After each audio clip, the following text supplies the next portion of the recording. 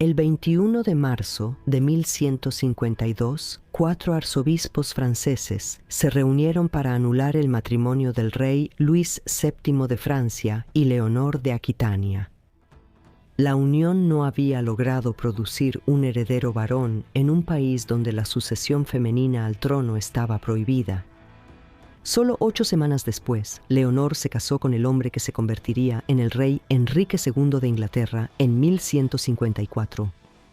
Durante el siguiente medio siglo, reinó como reina consorte y vivió para ver a 2 de sus hijos convertirse en reyes de Inglaterra. ¿Qué papel desempeñó Leonor en esta era tumultuosa de la historia de Francia e Inglaterra? Esta es la historia de Leonor de Aquitania.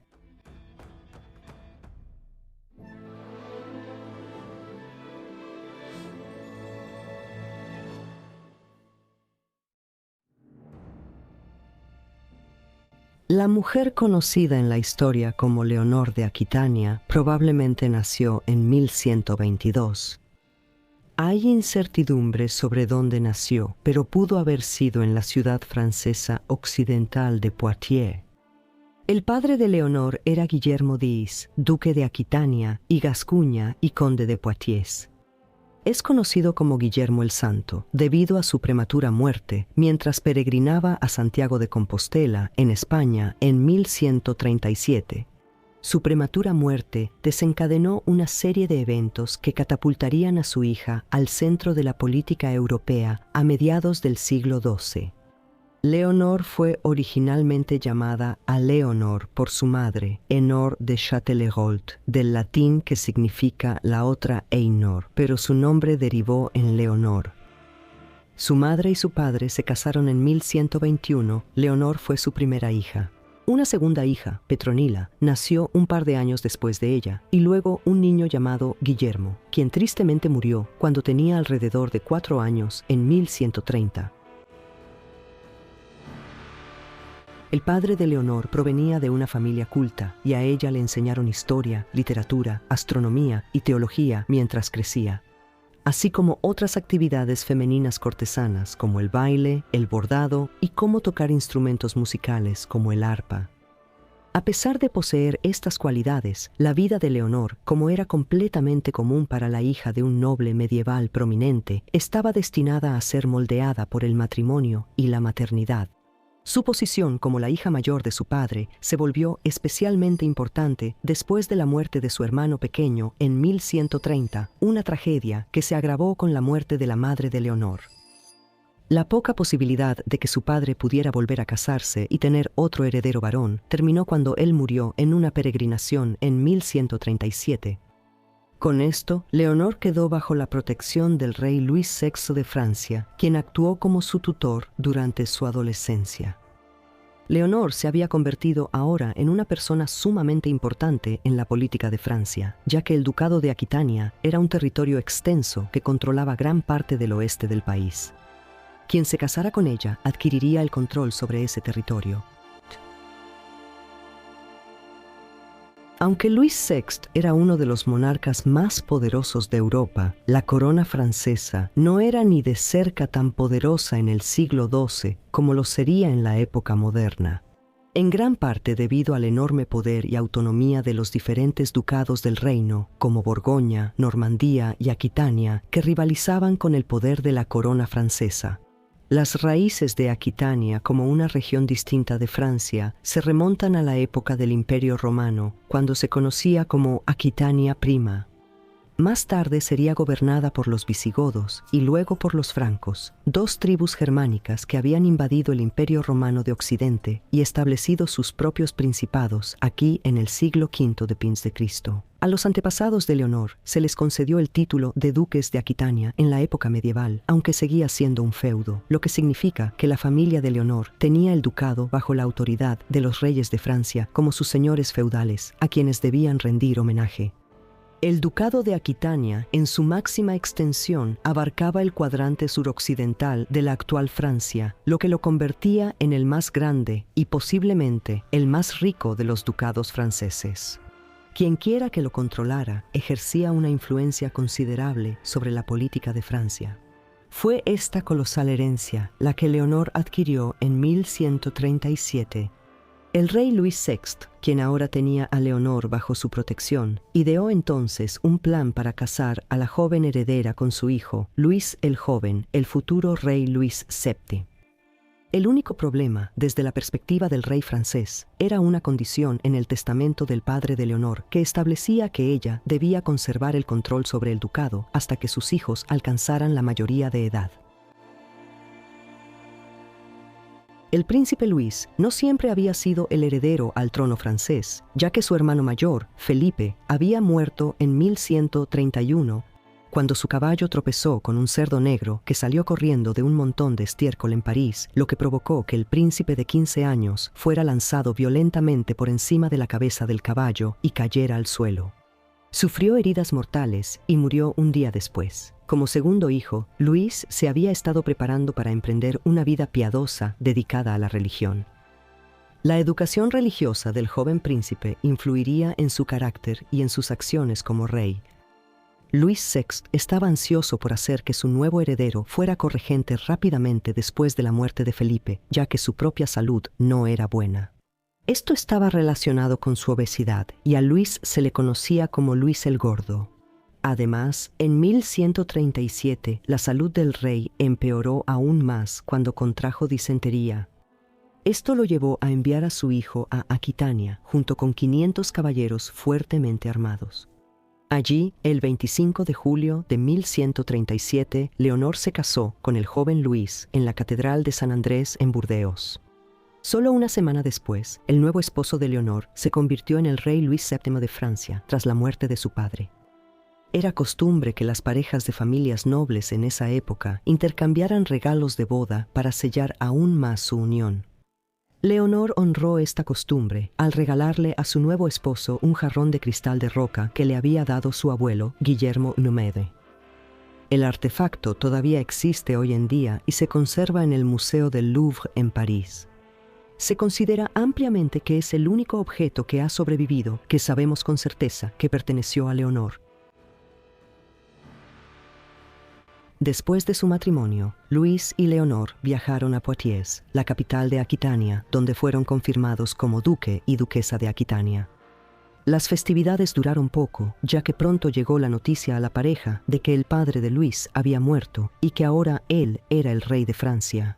Inmediatamente cabalgaron hacia París, donde fueron coronados rey y reina consorte el día de Navidad de 1137. Finalmente, después de esta frenética serie de acontecimientos, se adaptaron a la vida matrimonial. El joven rey, según relatos contemporáneos, sentía gran devoción por Leonor, pero ella rápidamente ganó la reputación de comportarse de manera inapropiada, algo que no era propio de una mujer de su estatus.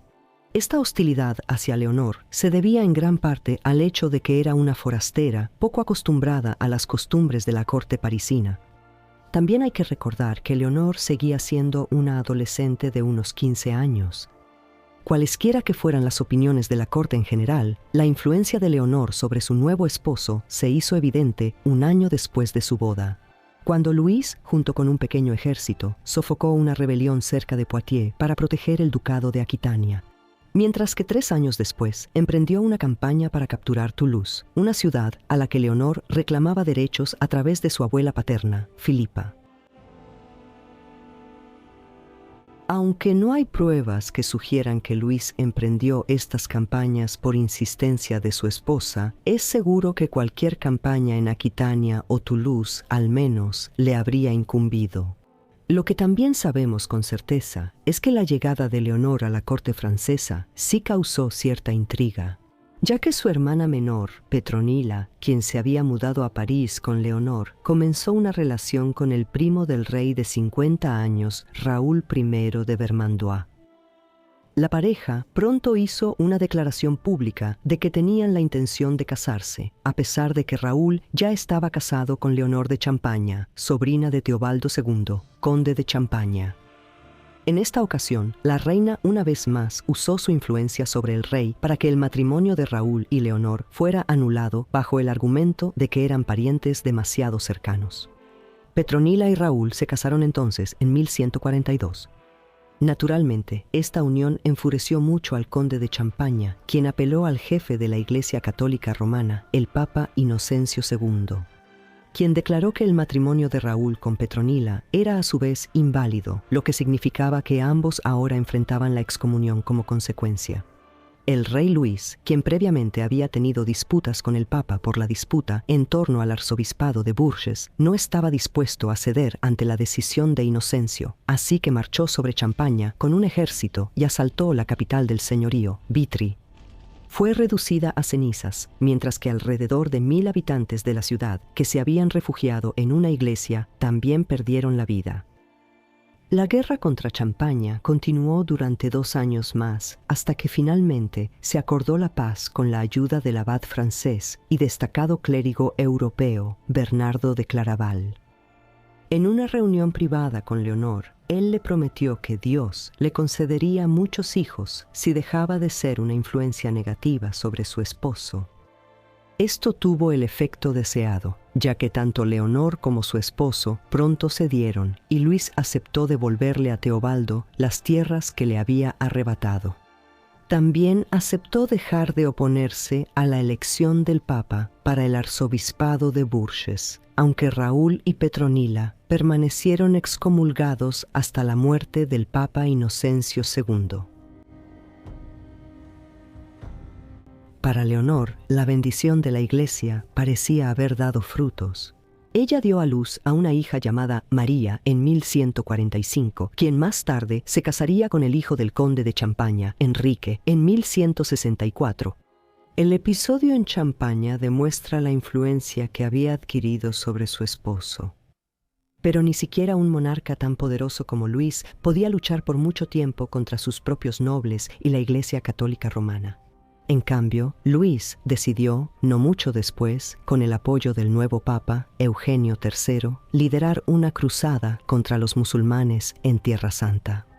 Esta segunda cruzada fue provocada por la captura de la ciudad de Odesa, en Tierra Santa, por el caudillo musulmán turco, Zengi, en diciembre de 1144. Un año después, el día de Navidad de 1145, en la Catedral de Bourges, el rey anunció que tenía la intención de tomar la cruz y zarpar hacia el Medio Oriente. Leonor también tomó la cruz junto a su esposo, y las razones de esto aún se debaten hoy en día. Algunos historiadores sostienen que Luis no podía soportar dejar a su esposa en Francia y decidió que ella viajaría con él, aunque otros argumentan que fue Leonor quien en realidad sembró en la mente de su esposo la idea de tomar la cruz. Ella tenía un motivo para hacerlo. El hermano de su padre, Raimundo de Poitiers, era el príncipe de Antioquía, uno de los 4 reinos cruzados cristianos que se habían fundado durante la primera cruzada a finales del siglo XI, junto con el reino de Jerusalén, el condado de Trípoli y el condado de Edesa. La participación de Leonor en la segunda cruzada también aseguraría que un gran contingente de nobles y soldados de Aquitania se uniera al rey. Cualesquiera que fueran los motivos, la cronología es clara. El rey, su esposa y su ejército de cruzados partieron de Francia en junio de 1147. Entraron al Imperio Bizantino en agosto, donde fueron recibidos con cierta sospecha por el emperador Manuel I Comnino, quien temía lo que la llegada de hordas de cruzados occidentales pudiera provocar en sus dominios. A pesar de esta hostilidad, Leonor causó una impresión considerable en los bizantinos, ya que más tarde la retrataron en relatos como una reina guerrera que montaba a caballo al estilo masculino al frente del ejército cruzado. Este interés por la reina francesa fue correspondido por el interés de los cruzados en los bizantinos. Permanecieron más de 15 días en la ciudad de Constantinopla, la capital bizantina. Luego recibieron un mensaje de que el rey Conrado III de Alemania, el otro gran monarca europeo que se había involucrado en la Segunda Cruzada, había conseguido una gran victoria contra los turcos. Sin querer perder la oportunidad de alcanzar la gloria, Luis rápidamente condujo a sus fuerzas por el Bósforo y hacia Tierra Santa. Sin embargo, al entrar en Anatolia, se enteró de que el mensaje que se había recibido en Constantinopla, informando a los franceses sobre la victoria de Conrado, era falso. y que el rey alemán en realidad había sido fuertemente derrotado por los turcos selyúcidas en la batalla de Dorileo en octubre de 1147, juzgando que habían llegado demasiado lejos para regresar, los cruzados franceses se unieron a las fuerzas diezmadas de Conrado y continuaron avanzando hacia el interior de Anatolia en dirección a Antioquía. Su travesía resultaría ser tan difícil como lo había sido para los alemanes. Mientras se acercaban a la cima del monte Cadmo, el 6 de enero de 1148, Luis ordenó a su vanguardia detenerse y acampar. Pero sus comandantes, uno de los cuales era vasallo de Leonor, Godofredo de Roncón, decidieron continuar hacia el siguiente valle, lo que extendió las líneas de los cruzados y los hizo vulnerables a un ataque. Los selyúcidas entonces lanzaron un ataque sorpresa contra sus campamentos divididos, lo que resultó en que parte del convoy de bagajes cristiano fuera capturado.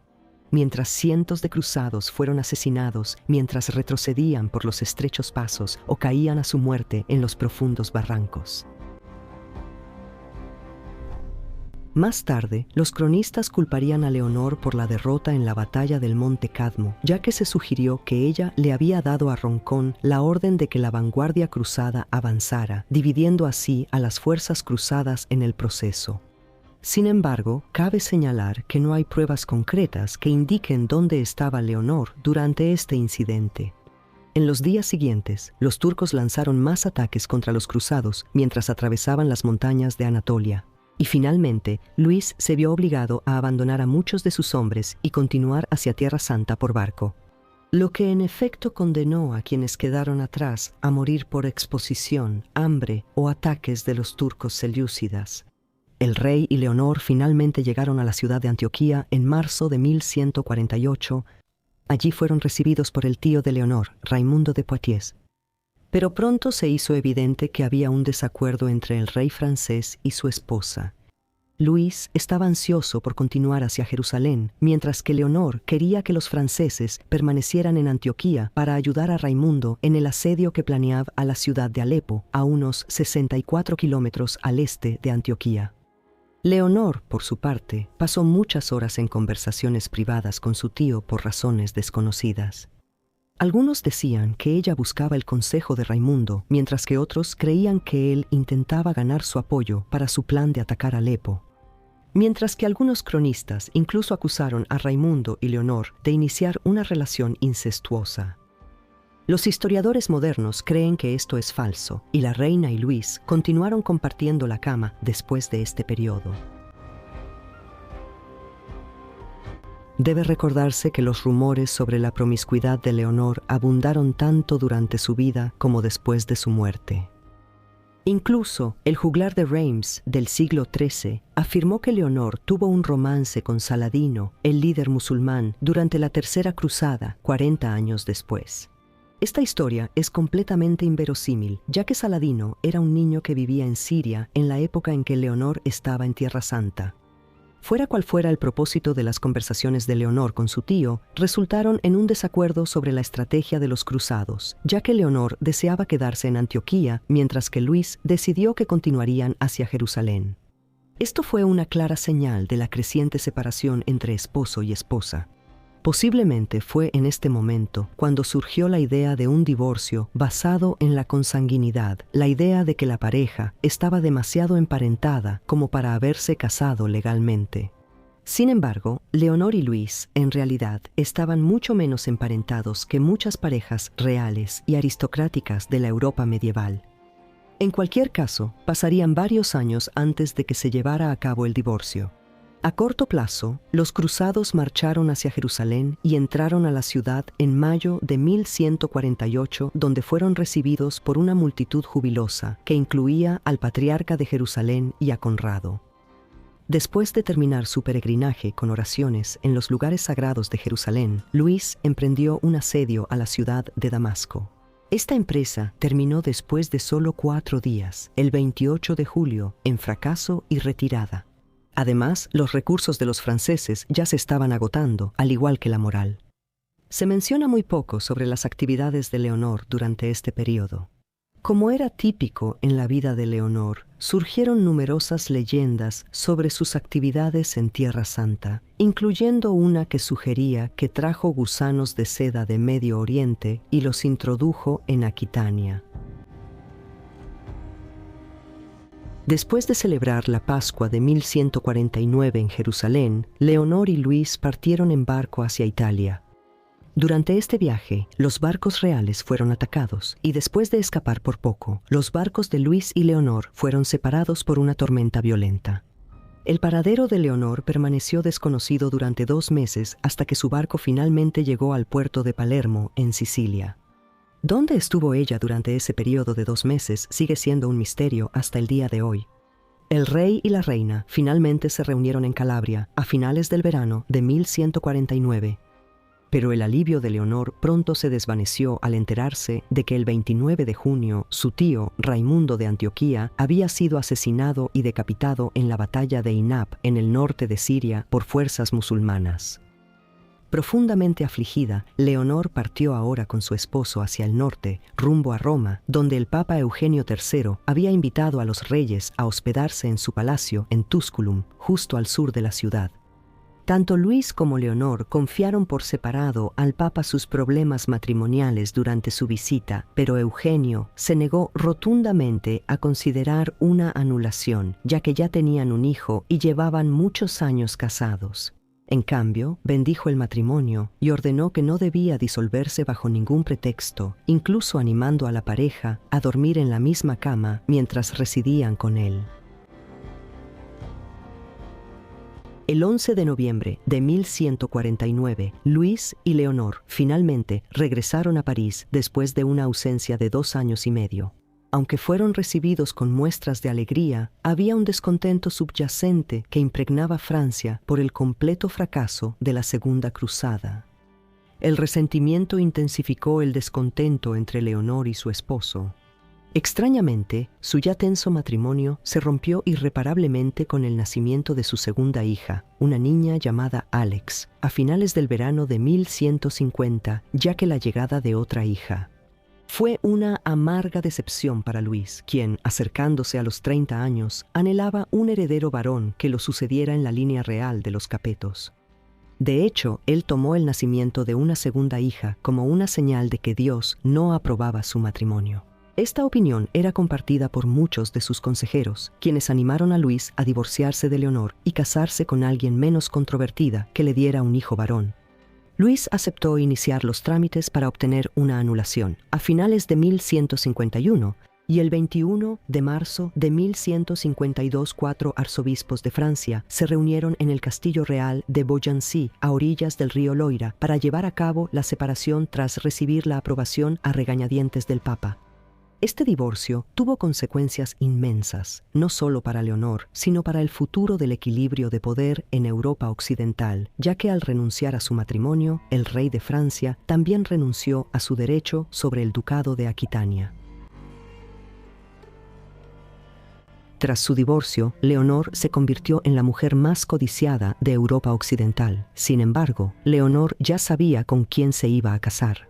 De hecho, es probable que lo hubiera planeado mucho antes de su divorcio de Luis, ya que solo 8 semanas después de la anulación, Leonor estaba nuevamente en el altar, esta vez junto a Enrique de Anjou, el futuro rey Enrique II de Inglaterra. Leonor conoció a Enrique por primera vez en París, en 1151. Aunque ella era 11 años mayor que él, se sentían atraídos el uno por el otro, y quizás más importante aún, tanto Leonor como Enrique podían beneficiarse políticamente de ese matrimonio. En ese momento, las tierras de Enrique incluían las provincias francesas del norte de Anjou y Normandía, mientras que Enrique, quien era nieto del rey Enrique I, tenía un fuerte derecho a suceder al rey Esteban de Inglaterra y había estado involucrado en una larga guerra para tratar de consolidar su derecho al trono inglés. Después de llegar a Poitiers, Leonor envió emisarios a Enrique para solicitarle matrimonio. Luego convocó a los principales vasallos de sus tierras para que renovaran su lealtad hacia ella y aprobaran su elección de esposo.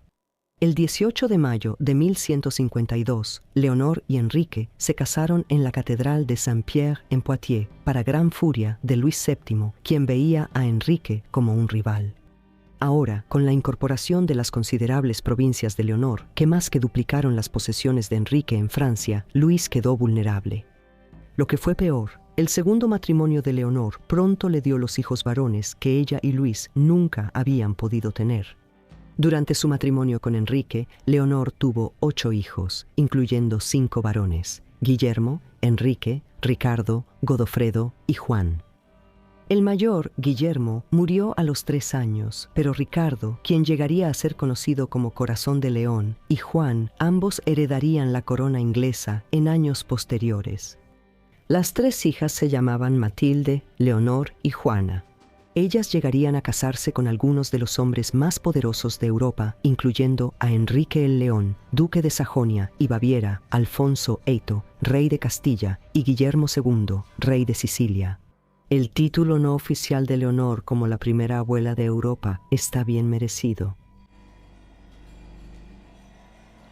En enero de 1153, después de que él y Leonor completaron una gira por Aquitania, Enrique zarpó hacia Inglaterra al frente de una fuerza de invasión con la intención de someter al rey Esteban.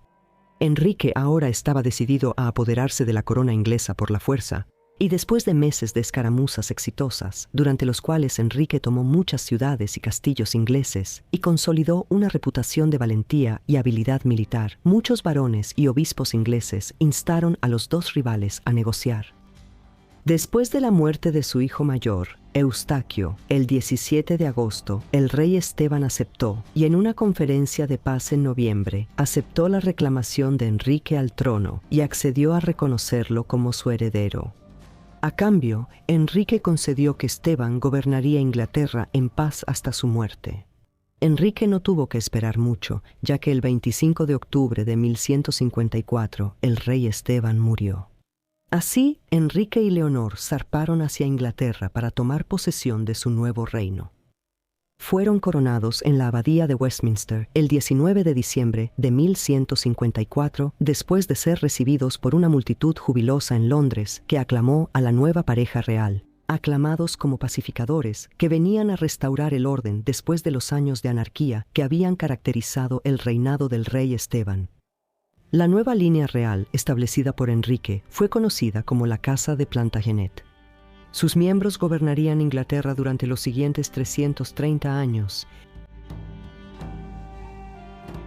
Aunque Enrique estableció rápidamente su autoridad sobre Inglaterra, implementando reformas legales y consolidando su poder, encontró mucho más difícil gobernar sus territorios continentales, particularmente Aquitania, cuyos nobles eran hostiles a los forasteros.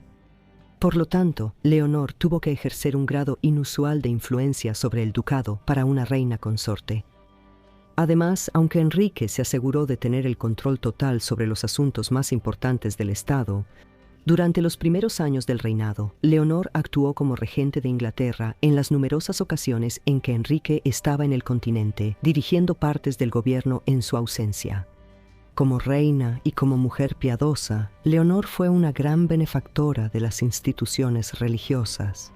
Ella financió la construcción y restauración de iglesias, abadías y catedrales en Poitou y Aquitania, así como la abadía de Fontebroux en el Valle del Loira, que fue la que más se benefició del patrocinio de Leonor. Bajo su influencia, la orden religiosa de la abadía ganó influencia y prestigio. Fue aquí donde Leonor pasaría finalmente sus últimos años y donde fue enterrada junto a Enrique y su hijo Ricardo. En 1168, Leonor se instaló en Poitiers, estableciendo su corte en la ciudad junto con su hijo favorito, Ricardo. Aunque fue Leonor quien inició esta separación de Enrique, el rey la aprobó y no se sintió molesto ni perturbado por la decisión de la reina. Como había lidiado con una gran revuelta aquitana en la primavera de 1168, Enrique pensó que la presencia de Leonor ayudaría a pacificar el ducado. Hay mucho debate sobre por qué Leonor decidió pasar tiempo en Poitiers. Tal vez su matrimonio se había vuelto tenso. Enrique era infiel con frecuencia y Leonor rondaba los 45 años después de haber tenido muchos hijos. Es posible que Leonor creyera que ya había cumplido con su deber dentro del matrimonio y que ya no quería participar activamente en él. Además, vivir en sus propias tierras, con un grado relativo de autonomía, le permitía a Leonor ejercer más poder que cuando estaba con Enrique en Inglaterra. De 1168 a 1173, Leonor mantuvo su propia corte en Poitiers, una que se ha vuelto legendaria como la llamada Corte del Amor, donde el romance caballeresco era prominente y la poesía lírica medieval de los trovadores floreció bajo el patrocinio de Leonor. La reina misma era mencionada a menudo en los poemas de los trovadores del suroeste de Francia en esa época, descrita con admiración como una mujer elegante y noble. Sin embargo, como muchas de las historias que rodean la vida de Leonor, su corte de amor fue casi con certeza un mito, una invención literaria creada por Andreas Capellanus, un capellán en la corte de Troyes. Él escribió El arte del amor cortés a finales de la década de 1180, donde describe a Leonor, junto con su hija María, como presidentas de un tribunal que emitía juicios sobre disputas intelectuales relacionadas con el amor cortés. A pesar de estos escritos, no existe evidencia real de esta corte de amor en ninguna fuente contemporánea. Además, no hay evidencia de que María haya visitado alguna vez a Leonor en Poitiers. Así, la aparición de Leonor en la obra de Andreas se debe mucho más a su reputación que a sus acciones reales. Mientras Leonor estaba en Poitiers, la presión sobre el gobierno del rey Enrique II aumentaba por parte de su hijo mayor, Enrique. Con el Tratado de Montmuriel en enero de 1169, el rey dividió su vasta herencia entre sus 3 hijos mayores. Enrique recibiría Inglaterra, Normandía y Anjou. Ricardo obtendría Aquitania, mientras que Godofredo adquiriría Bretaña. Además, el joven Enrique fue coronado como rey de Inglaterra en junio de 1170 como preparación para su sucesión y fue apodado el joven rey. Sin embargo, el joven rey heredó de su padre el inquieto deseo de poder. Encontraba frustrante tener títulos sin ningún poder real y en su enojo comenzó a crecer una brecha entre el joven rey y su padre, quien se negaba a cederle cualquier poder político efectivo a su hijo.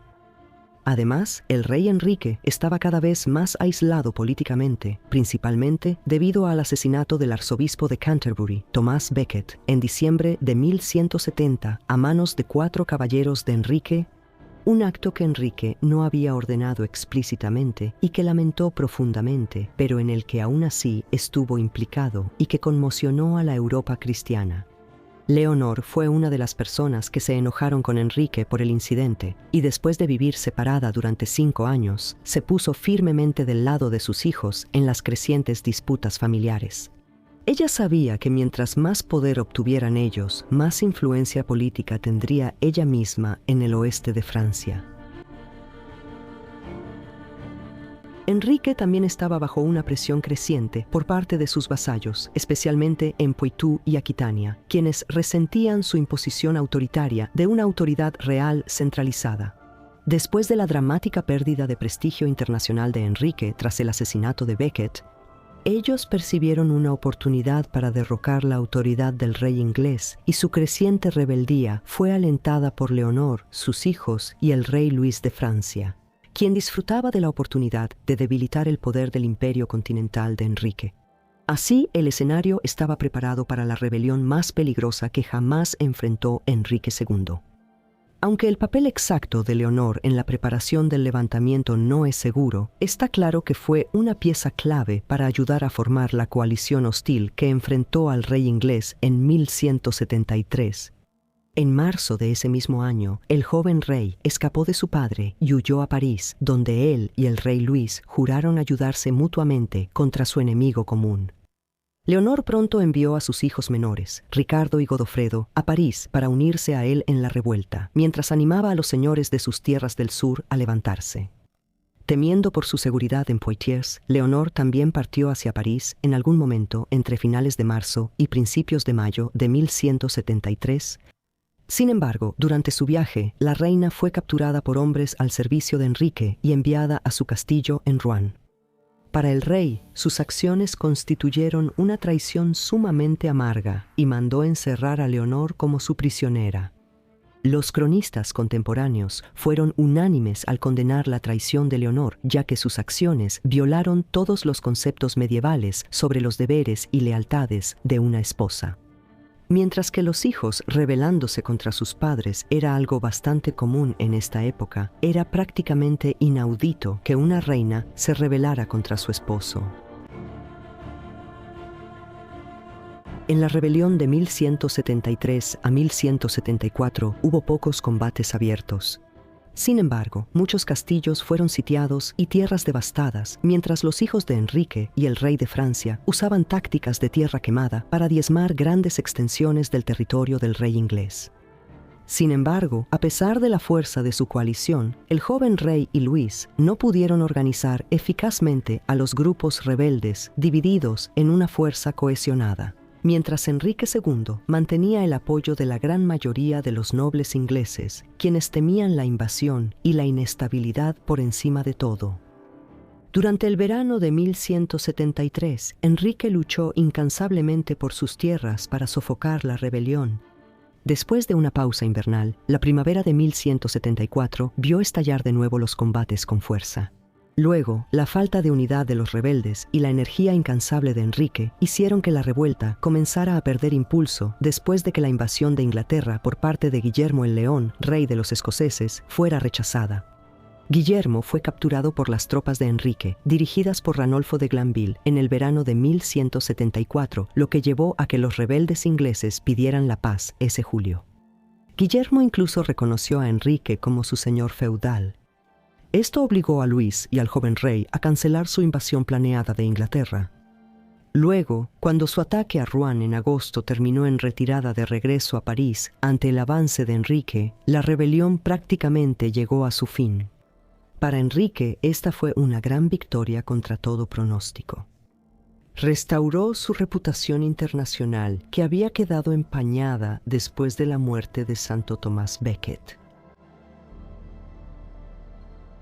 El resultado de estos acontecimientos fue que se alcanzó la paz el 30 de septiembre de 1174 entre Enrique y sus hijos en Montlouis. El rey generosamente dio dinero y castillos a sus hijos arrepentidos, pero no se dio ningún poder político real.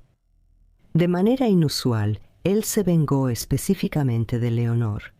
Mientras Enrique proclamó una amnistía general para todos los que se habían levantado contra él, esto no se extendió a su esposa.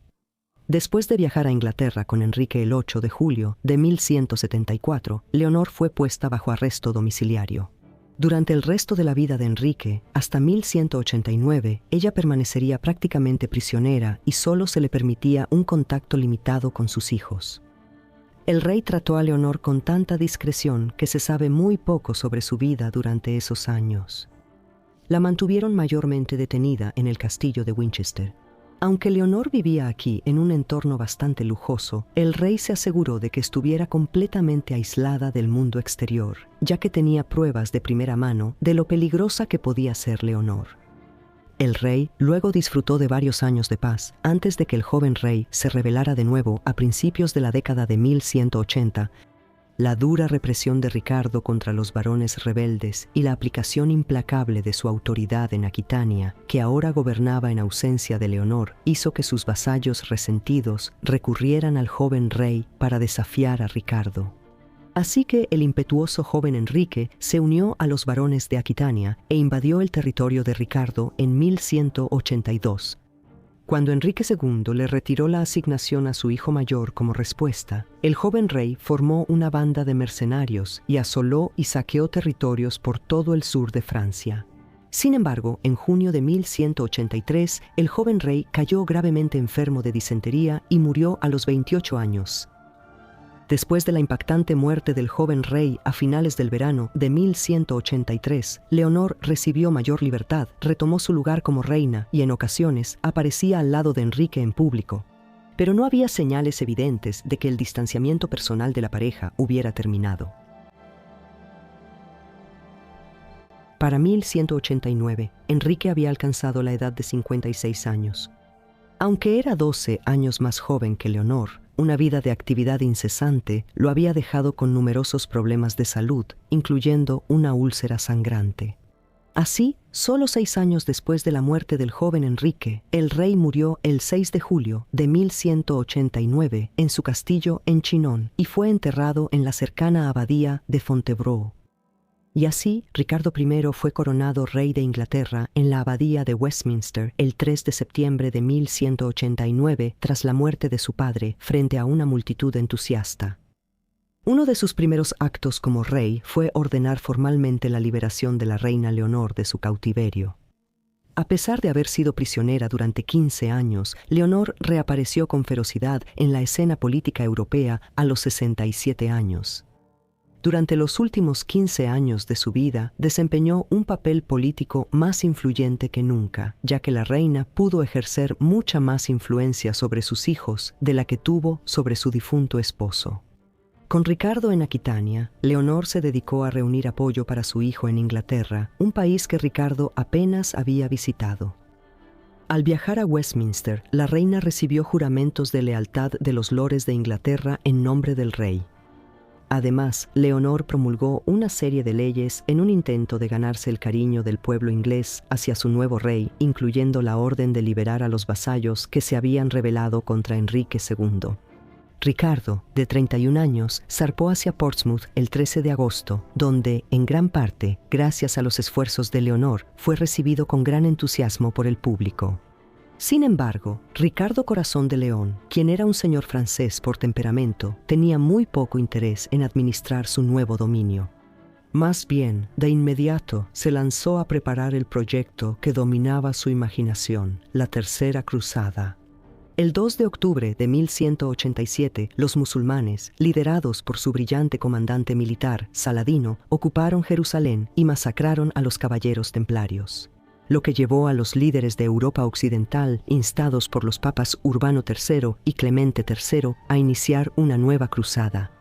Después de imponer fuertes impuestos al pueblo inglés y a la nobleza para pagar sus suministros, Ricardo partió de Inglaterra en diciembre de 1189 hacia Francia con el objetivo final de dirigirse a Tierra Santa. En su ausencia, dejó a Leonor a cargo, de manera no oficial, del gobierno inglés. Su encarcelamiento había hecho que Leonor se volviera cada vez más piadosa, pero su tenaz energía no se había mermado en lo más mínimo. Y en ausencia de Ricardo, ella gestionó los asuntos de Estado usando su propio sello en documentos oficiales, demostrando las cualidades de una gobernante benevolente e impresionando enormemente a los cronistas contemporáneos. Leonor también tuvo que lidiar con las intrigas del hermano menor de Ricardo, Juan, quien estaba furioso por la intención de Ricardo de nombrar a su sobrino de 4 años, Arturo de Bretaña, como su heredero. Él viajó por toda Inglaterra en un intento de ganar apoyo entre los ingleses. Felipe II de Francia había abandonado la cruzada debido a una enfermedad. Cuando Felipe regresó a Francia en 1191, Leonor se dio cuenta de que el rey representaba otra amenaza para la autoridad de Ricardo en Europa. Y después de que Juan y Felipe formaron una alianza a principios de 1191, la reina dedicó mucho tiempo y energía a frustrar las intrigas de estos dos príncipes durante la ausencia de Ricardo. Al enterarse en febrero de 1192 de que Juan se preparaba para cruzar el canal con un ejército para unirse a Felipe, Leonor viajó a Inglaterra desde Normandía para detenerlo. Después de hacer que todos los magnates ingleses juraran un nuevo juramento de lealtad a Ricardo, Leonor amenazó con confiscar los castillos y propiedades de Juan si la desobedecía. Al principio dio marcha atrás, pero cuando los cruzados comenzaron a regresar a casa en el invierno de 1192, después de haber fracasado en recapturar Jerusalén, Leonor recibió una carta del emperador del Sacro Imperio Romano Germánico, Enrique VI, en la que le informaba que Ricardo había sido capturado por el primo del emperador, el duque Leopoldo de Austria, a quien había ofendido durante la cruzada. El señor feudal de Leopoldo, Enrique VI, era un hombre despiadado que era enemigo de los Plantagenet después de que Enrique II apoyara a su gran rival, Enrique el León, duque de Sajonia. Leopoldo ahora buscaba vengarse de su hijo y heredero. Después de tomar el control del prisionero, Enrique exigió un rescate exorbitante de 100.000 marcos de plata, una suma equivalente al doble de los ingresos anuales de Inglaterra. Con su energía habitual, Leonor se puso a trabajar para reunir el rescate del rey mientras mantenía unido al reino y, una vez más, bloqueaba los intentos de Juan de reclamar el trono. Aunque Inglaterra ya estaba financieramente agotada después de la cruzada, Leonor impuso un gravamen exigiendo una cuarta parte de los ingresos anuales de cada persona, además de extraer riquezas de iglesias y abadías. Y estos esfuerzos no se limitaron a Inglaterra, ya que Leonor envió funcionarios a Anjou y Aquitania para recaudar el dinero del rescate. Con el dinero recaudado, la propia Leonor partió hacia Alemania en diciembre de 1193 y fue recibida el 2 de febrero de 1194 por el emperador en su corte en Maguncia. Sin embargo, Enrique VI entonces anunció que Felipe y Juan le habían ofrecido una suma de rescate aún mayor para entregar a Ricardo al rey de Francia. Y fue solo después de 48 horas de negociaciones que Leonor y los aliados alemanes de Ricardo persuadieron al emperador de liberar al rey. Con el triunfante regreso del rey cruzado a Inglaterra, el 12 de marzo de 1194, todo el apoyo rebelde a Juan fue aplastado. Ricardo restableció rápidamente su autoridad, perdonando a su problemático hermano menor, a quien no consideraba una amenaza seria. Juan fue obediente a su hermano durante el resto de su reinado. No se podía decir lo mismo del rey Felipe de Francia. Durante los últimos 5 años del breve reinado de Ricardo, el rey inglés estuvo involucrado en una amarga lucha con Felipe, defendiendo incansablemente sus territorios contra la ambición agresiva del rey francés. Leonor, mientras tanto, vivió en la abadía de Fontevraud durante los últimos años del reinado de Ricardo, enfocándose en la salvación de su alma y en la muerte, ya que para 1199 la reina tenía 77 años. El conflicto de Ricardo con Felipe llegó a su fin el 13 de enero de 1199, cuando se concluyó una tregua de 5 años, sin que Corazón de León cediera ninguno de sus territorios a Felipe. El reinado de Ricardo terminaría menos de 3 meses después, cuando fue alcanzado por una flecha mientras sitiaba el castillo de un vasallo aquitano rebelde. Murió a causa de su herida el 6 de abril de 1199 a la edad de 41 años después de declarar a Juan como su heredero. Leonor estuvo al lado de la cama de su amado hijo cuando falleció y se aseguró de que fuera enterrado en la abadía de Fontevraud, a los pies de la tumba de su padre. Lo más importante para Leonor tras la muerte de Ricardo fue asegurarse de que su hijo Juan recibiera su herencia, cuando el siempre problemático Felipe II proclamó al sobrino de Ricardo, Arturo de Bretaña, quien residía con el rey francés en París, como el legítimo heredero de su imperio, lo que llevó a que numerosos vasallos en la provincia de Anjou se declararan a favor de Arturo. La reina respondió ordenando la devastación de las tierras de cualquier vasallo desleal a su hijo, y el apoyo a Arturo en Anjou pronto fue sofocado. Además, Leonor emprendió una gira por sus tierras del sur para consolidar el apoyo a Juan en Aquitania y Poitou. Cuando Juan fue coronado como rey de Inglaterra, en mayo de 1199, sus posesiones continentales estaban seguras, gracias en gran parte a las acciones de su madre. A finales de 1199, Felipe concluyó una tregua con Juan, reconociendo al rey inglés como sucesor de Ricardo y acordando el matrimonio del heredero de Felipe con una de las sobrinas castellanas de Juan, hijas de su hermana Leonor. Se decidió que la reina Leonor debía viajar a Castilla para elegir a una de las princesas y llevarla de regreso a Francia, un viaje agotador para una mujer de casi 80 años. Sin embargo, Leonor recibió con gusto la oportunidad de ver a su hija por primera vez en 30 años. Tras la tregua, Leonor partió de Poitiers y fue emboscada y capturada al sur de la ciudad por un vasallo rebelde, Hugo de Lusignan, quien exigió que le concediera el título de conde de la Marche a cambio de su liberación. Ella aceptó después de decidir que el matrimonio castellano era de mayor importancia que un feudo en disputa. Luego cruzó los Pirineos y viajó hacia la corte de Castilla a finales de enero de 1200. Allí eligió a Blanca, de 16 años, para casarse con el heredero francés, una elección que resultaría ser muy acertada, ya que Blanca de Castilla terminaría siendo casi tan formidable como su abuela, manteniendo a Francia estable durante la minoría de edad de su hijo, el futuro San Luis Muede. Leonor regresó al sur de Francia en abril, donde pronto dejó su última huella en el escenario político europeo después de que estallara nuevamente la guerra entre Juan y Felipe. La reina declaró de inmediato su apoyo a Juan, indignada por la invasión de Poitou por parte de Arturo de Bretaña para reclamar la provincia para sí mismo. A finales de julio, Leonor partió de Fontevraud con una escolta militar para instalarse en Poitiers y así disuadir el avance de Arturo. Se detuvo en el camino para hospedarse en el castillo de Mirabeau, a unas 20 millas al noreste de Poitiers.